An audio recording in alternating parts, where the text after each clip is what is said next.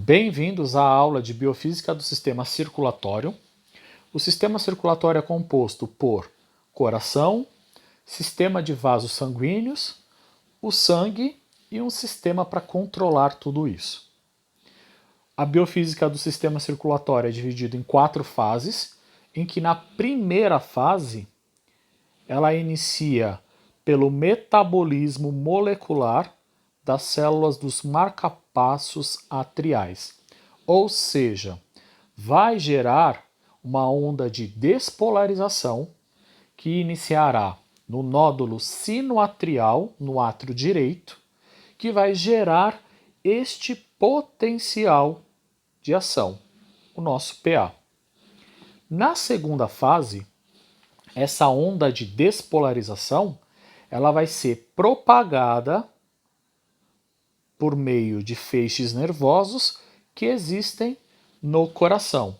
Ou seja, eu vou propagar esses impulsos para as outras regiões do coração. Na terceira fase, é a contração propriamente dita do músculo.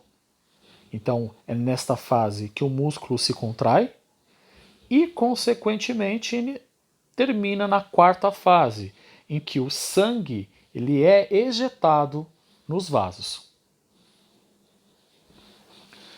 Como que vai se comportar esse fluxo de sangue por meio dos vasos sanguíneos? Para isso, nós vamos definir algumas equações que permitem identificar como esse fluxo sanguíneo irá se comportar. Nessa primeira equação, em que DC é o débito cardíaco, FC a frequência cardíaca e o VS, o volume sistólico, eu vou relacionar a frequência cardíaca, que é dado em minutos, com o volume de sangue que está passando na sístole. O volume é dado em ml. Então, o débito cardíaco ele vai medir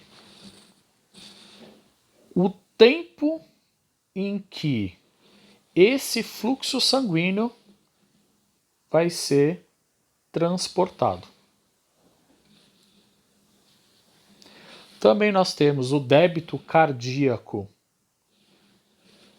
para o momento da diástole, em que eu considero a frequência cardíaca em minutos e o volume diastólico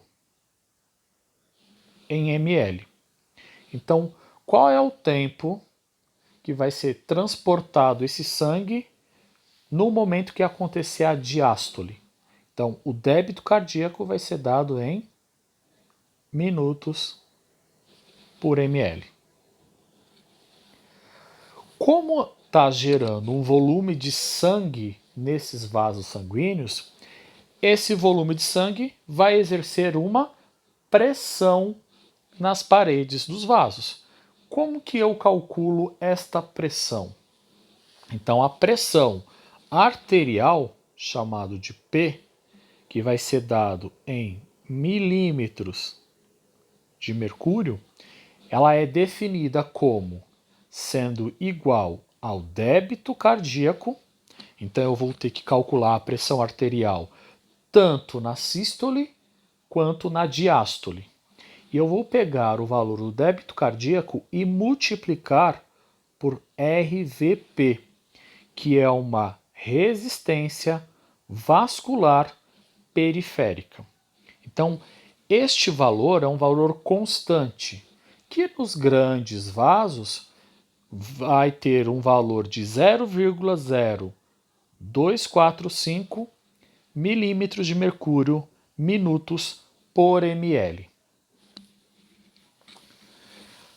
Sabendo a pressão arterial na sístole e sabendo a pressão arterial na diástole, eu posso classificar este paciente como hipertenso, ou ele está nos valores normais, hipertensão limite, hipertensão moderada, hipertensão grave e hipertensão sistólica específica. Então, analisando a pressão arterial na sístole e na diástole, eu consigo avaliar o nível de pressão neste paciente. Vejamos o primeiro exemplo. Determine a pressão arterial, que é o P. Para a frequência cardíaca, FC de 80 batimentos por minuto. Com volume sistólico, VS, de 50 ml. E volume diastólico, VD, de 30 ml. Considere a resistência vascular periférica, RVP, nos grandes vasos, de 0,0245 milímetros de mercúrio minutos por ml.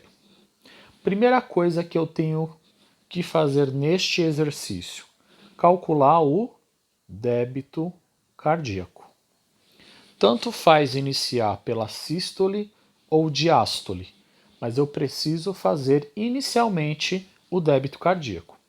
Vou começar pela sístole, em que frequência cardíaca vezes volume sistólico. Então, débito cardíaco é igual a 80 vezes 50, que vai resultar num débito cardíaco de 4.000 ml por minuto. Fazendo o débito cardíaco para diástole, que é frequência cardíaca, vezes volume diastólico. Então, débito cardíaco vai ser a frequência cardíaca, que é 80, e o volume diastólico, que é 30. Fazendo a multiplicação, resultará em 2.400 ml por minuto. A primeira etapa nós já concluímos, que é calcular o débito cardíaco nestas duas situações. Agora, para calcular a pressão em cada uma delas, a pressão é igual a débito cardíaco vezes o RVP. No caso da sístole, eu tenho um débito cardíaco de 4.000 vezes o RVP de 0,0245. Então, a pressão calculada na sístole resultará em 98 milímetros de mercúrio. Já a pressão na diástole, eu vou usar a mesma equação, só que o débito cardíaco é de 2.400, o RVP é o mesmo valor, então a pressão nessa situação será de 58,8 milímetros de mercúrio. Para comparar as pressões arteriais, tanto na sístole quanto na diástole, eu sempre vou arredondar os valores em 10 em 10. Portanto, eu não vou trabalhar com 98 milímetros de mercúrio. Eu vou trabalhar com múltiplos de 10. Então, eu vou trabalhar com 10, 20, 30, 40, 50, 60 e assim por diante. Respeitando, é claro, o valor está mais próximo ao valor antecessor ou posterior. Então, neste caso aqui, o 98, ele está mais próximo do 100 em relação ao 90. Então, eu vou arredondar essa pressão de 98 milímetros de mercúrio para 100 milímetros de mercúrio. A pressão na diástole de 58,8 milímetros, ele está mais próximo de 60 milímetros de mercúrio em comparação aos 50. Depois que eu fizer esse processo de arredondamento, eu vou comparar as pressões arteriais. Sempre a primeira será na sístole, no caso aqui o meu resultado foi 100, dividido pela pressão arterial na diástole, que eu achei 60. Corto os zeros, então a pressão deste paciente será de 10/6. Vejamos um segundo exercício. Determine a pressão arterial, o P, para a frequência cardíaca, o FC, de 100 batimentos por minuto, com volume sistólico, VS, de 80 ml, volume diastólico, VD, de 40 ml. Considere a resistência vascular periférica, RVP, nos grandes vasos, de 0,0245 milímetros de mercúrio minutos por ml.